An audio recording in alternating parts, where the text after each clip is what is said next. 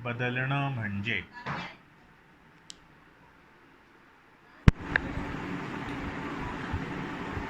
प्यारे बच्चों, मराठी के इस पीरियड में आपका स्वागत है। तो यहाँ पर बदलणे म्हणजे ये हमारे इस मराठी के पाठ का नाम है। 10वीच्या पुस्तकात 6 क्रमांकाचा पाठ आहे बदलणे म्हणजे। देखिए यहाँ पर लास्ट के जो अक्षर है बदलने पर, इसके ऊपर बिंदु है, तो हम इसको दो तरह से पढ़ सकते हैं, ण और ने। बदलणं, बदलणे। लास्ट के अक्षर पे जो भी बिंदु आएगा उसको इस तरह से दो तरीके से पढ़ा जाता है। तो ये आम बोलचाल की ज़बान का तरीका है। अब हम जो है इसका शुरू करते हैं सबक को पढ़ना। इसमें लेखक जो है, जिनका नाम मल्हार अरणकल्ले, 1952 या वर्षात त्यांचा जन्म झाला। त्यांनी मुलांसाठी फार काही लिहिलेले आहेत आणि ते प्रसिद्ध लेखक आणि सकाळ वृत्तपत्राचे संपादक होते। सकाळ नाम का एक न्यूज़पेपर निकलता है, अखबार, उसके वो संपादक थे। तो यहाँ पर हम देखेंगे कि उन्होंने सबक में क्या बताया। मैं आपको थोड़ा सा मुख्तसर तरीके से पहले बता देता हूँ। या पाठात त्यांनी बदलणे, बदल घडतो आपल्या जीवनात, कसे बदल घडतो, ऋतू बदलतात, सकाळ, दुपार, संध्याकाळ, रात्री होते, यासारखे आपल्या जीवनात फार काही बदल घडतात। हर तरह से बदल, तब्दीलियाँ, उसको उर्दू में कहते हैं इनकलाब होते हैं ज़िंदगी में। जैसे आपने कुछ इनकलाबात के नाम तारीख में पढ़े होंगे, सब्ज़ इनकलाब वगैरह। तो ये आम इनकलाब भी हमारी ज़िंदगी में होते रहते हैं। सुबह होती है, शाम होती है, फिर रात होती है, मौसम बदलते हैं, गर्मी का मौसम, सर्दी का मौसम। इस बात का लेख, इस बात का तज़किरा उन्होंने इस सबक के अंदर मराठी में किया हुआ है। तो उनका कहना है कि जिस तरह से ये तब्दीलियाँ होती है, ऐसे हमें अभी अपने आप को इन तब्दीलियों का आदी बनाना चाहिए और हमें भी बदलना चाहिए। एक पेन के माध्यम से उन्होंने ये बात हमें सिखाई है। तो हम पढ़ना शुरू करते हैं। मी वाचायला सुरू करतो, तुम्ही आपल्या पुस्तकात बोट ठेवा। पहिली लाईन, नेहमीच्या वापरातले फाउंटेन पेन। मैं एक एक लफ्ज़ को आराम से पढ़ूंगा, आप लोग उसको ध्यान रखेंगे। जब आप लोग पढ़ेंगे तो ऐसे ही अल्फाज आपको पढ़ना है। नेहमीच्या वापरातले फाउंटेन पेन कुठेतरी गायब झाले होते। बराच शोध घेऊनही काही केल्या ते सापडत नव्हते। फाउंटेन पेन सापडत नव्हते। त्याखेरीजची वापरातील इतर पेन घेऊन काम चालण्यासारखे होते, हे खरे। दूसरे पेन से भी काम चल सकता था। आगे, पण तरीही सारखे वाटतच होते की ते नेहमीचेच पेन मिळायला हवे, वही पेन मिलना चाहिए। असे काय वेगळे होते बरं त्यात, उस पेन में ऐसा क्या खास था? पण तरीही जिथे जिथे पेन लपून बसले असावे असे वाटत होते, तिथे तिथे पुन्हा पुन्हा पाहिले। जहाँ भी पेन छुप कर बैठा होगा, बार बार ढूंढ लिया कोने कोने, पेन काही मिळाले नाही। अखेर दुसरे पेन घेऊन काम सुरू केले। अब इस पैराग्राफ को आप पढ़ो। मैं 4 सवाल इस पर तैयार करता हूँ। आप लोगों को भी इस पैराग्राफ पर 4 सवालात तैयार करना है, ठीक है। सर्वात पहिला प्रश्न आहे, काय गायब झाले होते। ये 4 सवाल मैंने बनाया हूँ, आप लोग भी अपने 4 सवाल बनाएंगे और फिर उसको चेक करेंगे। आप लोगों ने पढ़ लिया होगा पैराग्राफ। अब इन सवालात के आपको जवाब ढूंढकर उसमें लिखना है। काय गायब झाले, क्या चीज़ गायब हो गई थी, ये आप लोग पढ़िए।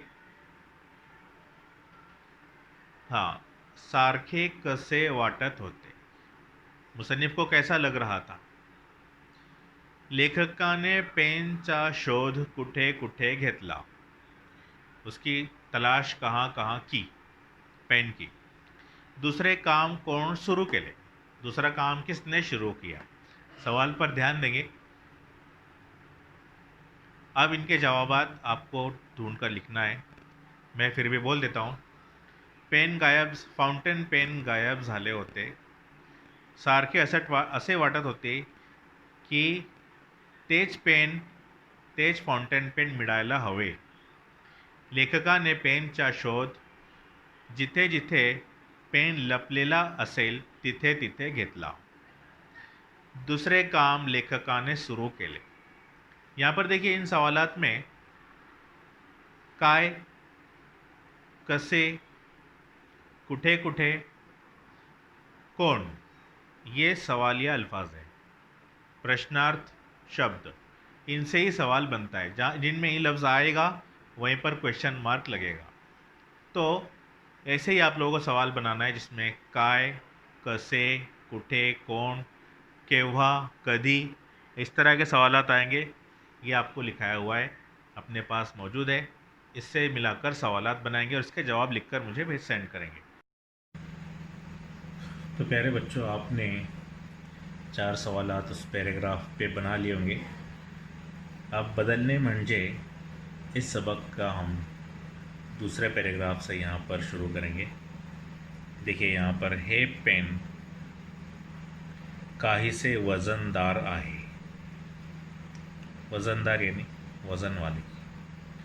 जब इंसान नई चीज़ अपनी ज़िंदगी में लाता है तो उसमें कभी कभी पहले ऐब नज़र आते हैं कि इसमें ये वो नहीं है, पुराने जैसा वो नहीं है. पुरानी चीज़ आदमी को भली मालूम होने लगती है. अब पेन के बारे में कह रहे कि थोड़ा वज़नदार है. त्याचे वळण यानी कि उसके मोड़, उसकी डिज़ाइन, कहाँ से गोल है, कहाँ से सीधी है. वळण का मतलब होता है मोड़. लिख लेंगे यहाँ पर, इस तरह सड़क के मोड़ होते हैं. त्याचे मोड़ काही पहिल्या पेनासारखे नाही. रंगही तेवढा शोभेसा नाही. शाई थोड़ी फिकटच वाटते. देखो इतनी सारी खामियां नज़र आ रही. उसकी स्याही फीकी है, उतना शोभा वैसी नहीं दे रहा है और उसके मोड़ भी वैसे नहीं है. अब देखें यहाँ पर, अक्षर ही किरटे येत आहे. किरटे यानी कि बारीक, टेढ़े मेढ़े. अशी काही वयगुणे त्यात दिसू लागली. वयगुणे त्यात दिसू लागली. वयगुण यानी कि बुराइयाँ, खामियाँ. त्याच्या त्या विचारांनी ते पेन वापरू नये असे एक सारखे वाटू लागले. ऐसा महसूस होने लगा कि अब ये पेन को इस्तेमाल करना ही नहीं चाहिए. एखाद्या दाट परिचयाची खास स्नेहातली व्यक्ति दिवसभर भेटली नाही. जैसे हमें हमारा कोई ख़ास रिश्तेदार, जैसे माँ बाप है, स्नेहातला व्यक्ति यानी हमारे लगाव, मोहब्बत वाले रिश्तेदार में जो है, दिवसभर भेटली नाही, हमको दिन भर नहीं मिली. तिच्यावर संवाद करता आला नाही कि आपण अस्वस्थ होतो. हम बेचैन हो जाते, वो मिला ही नहीं. जैसे माँ, आप लोग घर में आते हैं, बैग रखते हैं तो सबसे पहले माँ से बातचीत होती है. दिन भर वो अपने सामने नज़र आती है और वो ही नहीं नज़र आए तो दिन में कैसा लगेगा हमको शाम तक. ऐसा ही उसको महसूस होने लगा. तसेच काहीसे झाले. पुन्हा एकदा ठरवले, फिर से फैसला किया की ते काही न काही पूर्वीचे फाउंटेन पेन शोधून काढायचे. ढूंढकर निकालना है. असेल कुठेतरी कप्प्यात, एखाद्या पुस्तकात, किताब में रखी होगी, पण ते शोधायचेच. आश्चर्य नव्हे, खरोखरच, बल्कि सच में ढूंढना ही है. दुसरे परतल्यावर थोड्या वेळाने पुन्हा बाहेर पडलो. एक मिनट, कहाँ एक लाइन छूट गई. दूसरे पेन हातात घेऊन, यहाँ से देखिए, दूसरे पेन हातात घेऊन पहिल्यासारखे लेखन करताच येईना. पहली पेन की तरह से लिखना हो ही नहीं रहा है. शुद्ध हवेत फिरून यावे. मनालाही मरगळ वाटू लागली. दिल को भी बुरा लग रहा है. बेचैनी वाढली. कार्यालयातून घरी परतल्यावर जब ऑफिस से घर वापस लौटे, थोड्या वेळाने पुन्हा बाहेर पडलो. थोड़ी देर के लिए बाहर निकला. शुद्ध हवेत फिरून यावे म्हणजे जरा बरा वाटेल. यानी जैसे मूड फ्रेश करने के लिए जाते हैं बाहर, ऐसे उनको थोड़ा अच्छा लगेगा, बरं वाटेल शुद्ध हवेत फिरून. थंडी दूर पडाली होती. अभी ठंडी का मौसम ख़त्म हो गया था. उष्मा वाढू लागली. उष्मा यानी गर्मी. देखिए यहाँ पर उष्मा, अपनी किताब में लिखेंगे इसको अंडरलाइन करके, गर्मी. दिवस ही मोठा झाला. दिन बड़े हो गए. सायंकाळ झाली, शाम हो गई. तरी सगळीकडे लख उजेड होता. शाम का वक्त हो गया फिर भी उजाला है, जैसे गर्मी के मौसम में होता ही है. हिवाळ्यात आक्रसलेली झाडे. सर्दी के मौसम में हिवाड़ा, सर्दी का मौसम, उन्हाड़ा, गर्मी का मौसम, और पावसाड़ा, बारिश का मौसम. तो पेड़ क्या होते हैं? पत्ते झड़ जाते हैं. इसको कहते हैं आक्रसलेली झाडे, बिना पत्ते वाले. वेली उन्हाच्या कडकपणाने तापू लागल्या होत्या. गर्मी, धूप की वजह से सब गरम हो गए. काही झाडांची पानगळ सुरू झाली. उसके पत्ते गलने लगे, यानी कि पान, पत्ते. झाडांचे खराटे दिसू लागले. खराटे होता है गांव में, झाड़ू की तरह होता है वो, सिर्फ लकड़ियाँ होती है उसमें. तो उसका वो खरेटा दिखने लगा. त्यांच्या वेड्या वाकड्या फांद्यांची नवी नक्षी वेगवेगळी आकार घेऊन वळाली. तो उसकी जो पेड़ की डालियाँ थी वो अलग अलग नक्शी के तौर पर नक्शे बन गए उसके, नक्शो निगार.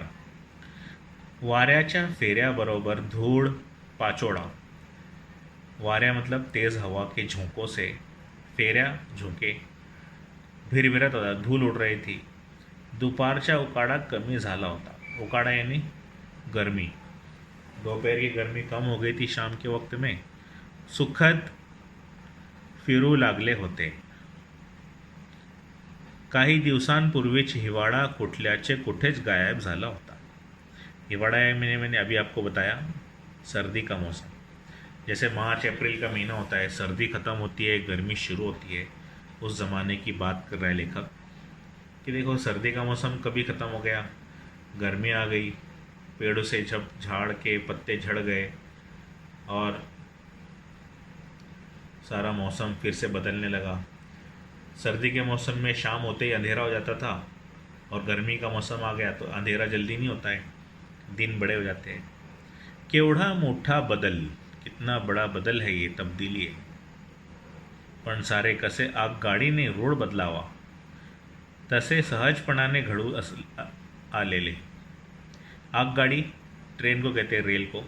जिस तरह रेल अपना रास्ता बदलती है, ट्रेन अपना रूट बदलती है, सीधी चलते चलते दाएं तरफ मुड़ जाती है, कब मुड़ी पता भी नहीं चलता. ऐसे मौसम कब बदल गया पता भी नहीं चलता. निसर्गत झालेले निसर्ग कसा बदलतो, नवनवे बदल कसे स्वीकारतो. हिवाळा संपलो की तो उन्हाळा सामावून घेतो, आणि उन्हाळा गेला कि तो पावसाळ्यात रंगून जातो. गर्मी का मौसम बारिश में रंग जाता है, कब रंग गया पता भी नहीं चलता. घास कब उग गई, कब हरियाली छा गई, ये सारे मौसम चीज़ें कब बदल गई पता ही नहीं. गैर महसूस तरीके से होता है. आपल्याला त्याचा भास नसतो, एहसास नहीं होता है. निसर्ग केवळ हे एवढेच बदल स्वीकारतो असे नाही. मौसम इतने बदलता ऐसा नहीं है. त्याच्याबरोबर कितीतरी गोष्टी लागतात, बदलतात. इसके साथ साथ बहुत सारी बातें बदल जाती है. पावसाळ्यात धरणीतून कोवडे अंकुर डोलू लागतात. धरती के अंदर से निकलने लगते अंकुर, छोटे छोटे पेड़, हल्के हल्के से एक एक पत्ते वाले पौधे निकलते खूबसूरत. झाडांवर फुले हसू लागतात, यानी फूल खिलने लगते हैं. आकाशातून रेशम धारा यानी कि बरसात की बूंदें टपकनी शुरू हो जाती है. विजांचा कडकडाट होतो. वीज को अंडरलाइन करेंगे, बिजली. बिजलियों की कड़कड़ाहट होती है, ढगांचे गड़गड़, ढग यानी बादल, बादलों की गडगडाहट, नदी नाले तुडुंबतात आणि डोंगराच्या माथ्यांवरून फेनील धबधबे उड्या घेऊ लागतात. कितनी बदल जाती है क्या? पहाड़ों के ऊपर जो फेनील धबधबे यानी कि आबशार, फेनील का मतलब होता है झाग वाले, जिसमें बहुत सारा ऐसा लगता है किसी ने सर्फ पाउडर डालकर उसको पानी को डाला है. सफ़ेद रंग के पानी के धारे गिरती है ऊपर से. सृष्टी मखमली हरित वसंत लेऊन खुलून जाते. सृष्टि का मतलब होता है ज़मीन. मखमली हरित, हरे रंग का मखमल जैसे ज़मीन पर बिछ गया.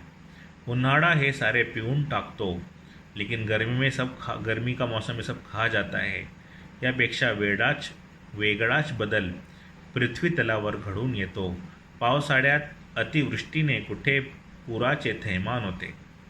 बारिश के मौसम में कहीं कहीं पर पूर आ जाता है, पूर यानी बाढ़ आ जाती है.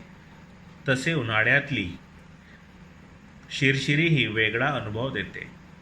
गरमी एक झाले की दुसरे, मग तिसरे, नंतर आणखी पुढचे. सतत नवे बदल नवे वातावरण सारे सहजपणे घडत राहते. सब आसानी के साथ बदलते जाते हैं. अब मुसन्निफ़ के दिल में ये सारे ख्याल चल रहे थे कि यार क्या अपन नहीं बदल सकते? ये सारे मौसम इतने बदलते हैं, ज़मीन आसमान चांद सब बदल जाते हैं. अब देखिए हम अगले पैराग्राफ पढ़ेंगे. हे सारे वादळ मनात फेर घालत होते. वादळ यानी कि जो हवा गोल गोल घूमती है, चक्री वादळ उसको कहते हैं. ये सब हवा ख्यालात को घूम रहे थे. निसर्ग हे बदल कसे काय स्वीकारतो. कुदरत ये कैसे बदल को, तब्दीली को कबूल करती है. तो कुठे अस्वस्थ हो तो, क्या वो बेचैन होती है इस बदल की वजह से?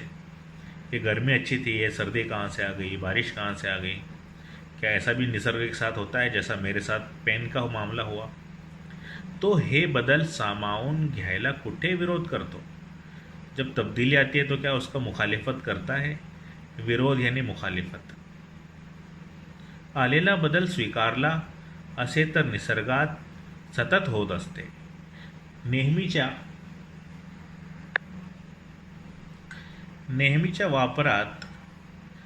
वापरातल्या फाउंटन पेन ऐवजी दुसरे पेन स्वीकारायला माझे मन मात्र कुरकुरित होते.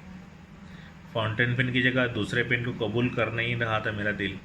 एक अगदी साधा किरकोळ बदल, छोटा सा बदल था, तब्दीली थी, पण त्याने आलेली अस्वस्थता केवढी थी. कितनी सारी बेचैनी हो रही थी मुझे. सारा मनाचा खेळ. वास्तविक एवढा साधा बदल सहजगत्या पचवायला हवा, पण तेही जमत नव्हते. आपण बदल स्वीकारताना कुरकुर करतो.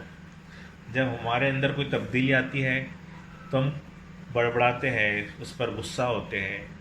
जैसे मिसाल के तौर पर मैंने स्टार्ट में कहा था कि घर का फर्नीचर बदल रहा है या घर बदल रहे, तो हमको ऐसा लगता है कि पहले वाला ही अच्छा था, नए वाले में हमको खामियां नज़र आती है.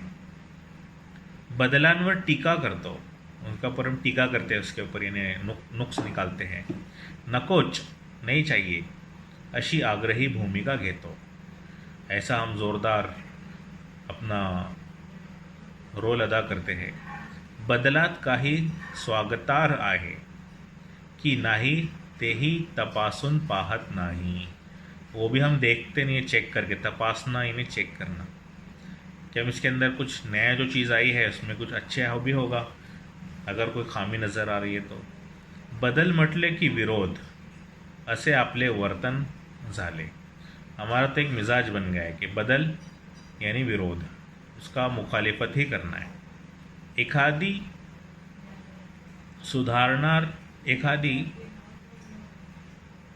सुधारणार होणार असली तरी आपण विरोधात उभे ठाकतो. सुधारणा हा वरवरचा मुलामा आहे, तो दिखाऊ आहे. यामागे दडलेले वास्तव वाईट आहे अशी भूमिका हिरिरीने मांडतो.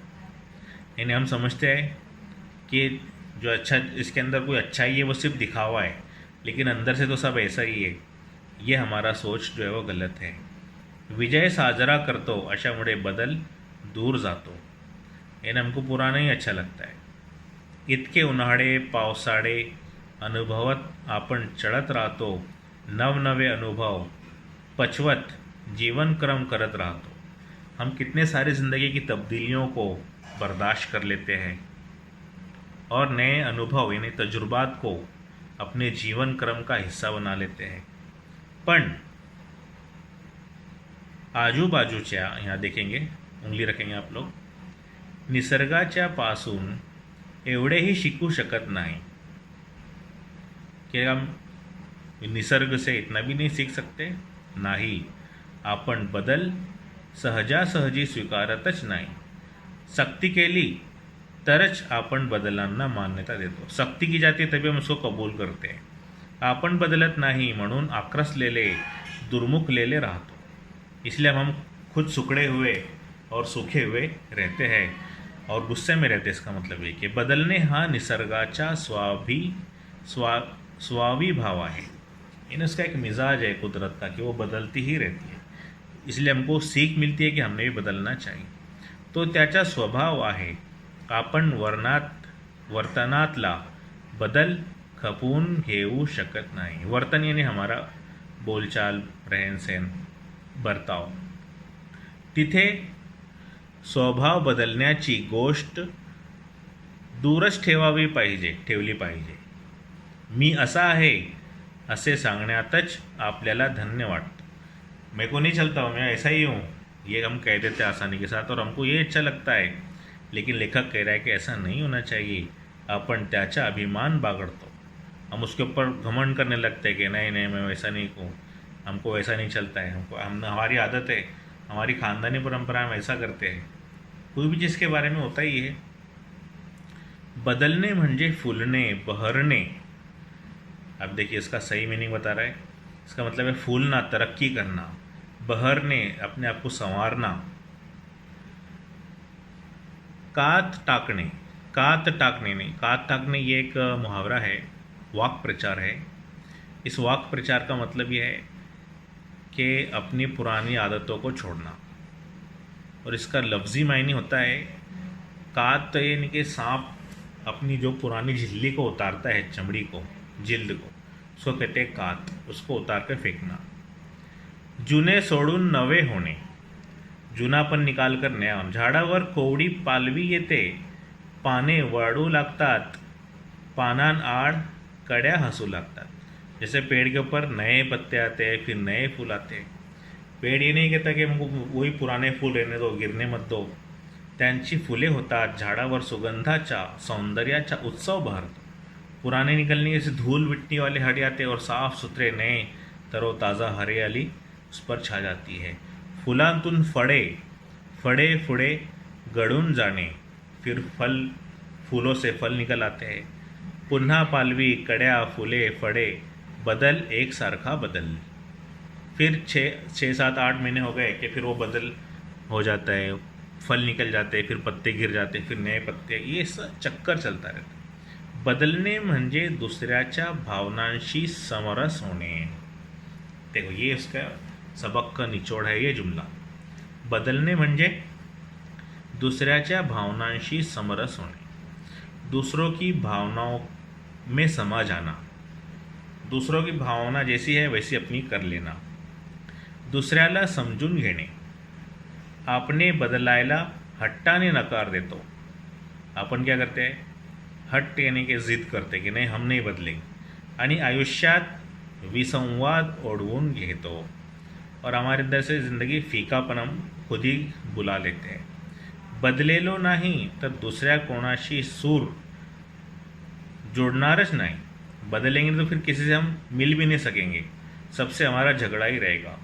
सप्तरंग म्हणजे काय? सप्तरंग यानी इसके अंदर बहुत सारे रंग, जहाँ जाता है वैसा अपने आप को बदल जाए। जैसा देश वैसा भेष, हिंदी की कहावत है। तो ऐसा वो कह रहा है कि होना चाहिए। एकातून दुसरा बदल आणि त्यातून विकसित झालेले रंगांचे अनुपम सौंदर्य। और ऐसे ही ज़िंदगी के अंदर इस्लाम भी यही कहता है कि ज़िंदगी जो है बदलाव का नाम है।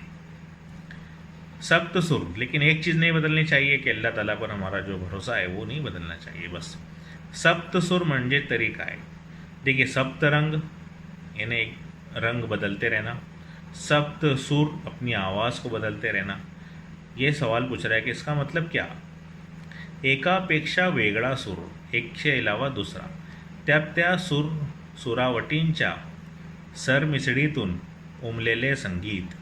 ही सुरावट बदललेली नाही, एक सूरने दुसरा सूर स्वतःशी जुळवून घेतला नाही तर सुरावट जमणार कशी।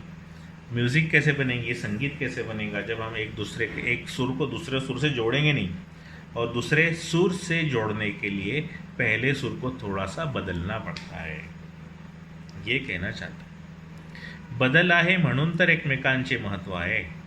हमें एक दूसरे के लिए अपने आप को, दो गुस्से वाले दोस्त मिल गए, अब एक गुस्सा हो तो दूसरे को ठंडा होना पड़ता है, तभी उनकी दोस्ती जमती है। काळ्या रंगामुळे पांढऱ्याला महत्त्व आहे। जैसे यहाँ पर कहीं पर बहुत सारा काला है, उसमें एक सफ़ेद चीज़ है तो उसको महत्व होता है। हिरव्या रंगाची खुलावट लाल रंगामुळे उजवी दिसते। हम सफ़ेद हरे को क्यों पसंद करते हैं, क्योंकि हर जगह हरा नहीं होता, बहुत सारे रंग में एक थोड़ा सा हरा हो तब हमें अच्छा लगता है। ताण हलका होतो, तो हास्यामुळे आणि दुःख विसरते ते आनंदाच्या शिडकावामुळे। लहान मुले एक खेळतात, फार काळ रमत नाही। एक खेल में वो बहुत देर तक खेल नहीं पाते, बोले छोटे बच्चे जो होते हैं उनका फ़ौरन झगड़ा हो जाता है और फिर वो दूसरे खेल की तलाश में लग जाते हैं। देखें यहाँ पर, त्याला नाविन्याची ओढ असते, नए की खींच होती है, उसको ओढना यानी खींचना, उसको और क्या कहते हैं हम, तलब होती है। त्याच्या दृष्टीतच नवेपणाला समोरे जाण्याचे तेज असते, उसमें जज्बा होता है नई चीज़ का। आपण वाढत्या वयाबरोबर हा तजेला हरवून बसतो आणि एकेका गोष्टीशी जखडून पड़तो, यानी उसमें जकड़ जाते हैं हम लोग। नौकरीतली बदली ही आपण टाळतो। नौकरी के अंदर किसी की बदली होती है, ट्रांसफ़र होता है, तो उसका नहीं यार मैं यहाँ बहुत टाइम से हूँ, अब मैं यहाँ से जाना नहीं चाहता, लेकिन उसको नहीं पता होता कि वहाँ और इससे भी अच्छा है।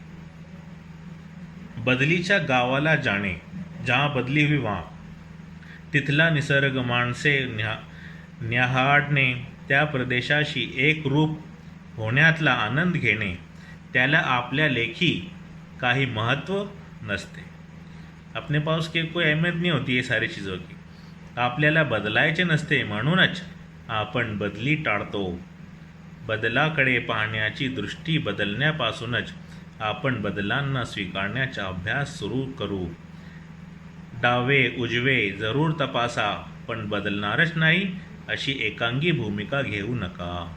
ऐसी भूमिका ना अपनाओ कि भाई मैं बदलूंगा ही नहीं। नव्याचे स्वागत करायचा संदेश वसंत गमनाबरोबर आपण स्वीकारणार का। यानी यहाँ पर क्या कह रहा है, नव्याचे स्वागत करायचा संदेश वसंत गमनाबरोबर आपण स्वीकारणार का। तो लेखक कह रहा है कि क्या आप भी इस तरह के बदल को स्वीकार करने के लिए मेरे साथ तैयार हैं। अब इस सबक के जो है सवाल जवाब हम अगले पैराग्राफ में देखेंगे। हमने अभी 4 सवाल देखे थे, इनके आपने जवाब लिखेंगे। उसी जवाब के नीचे अगले सवाल जवाब भी आपको लिखना है, जो इसके पार्ट 2 में आने वाले हैं। चलिए, अस्सलाम वालेकुम।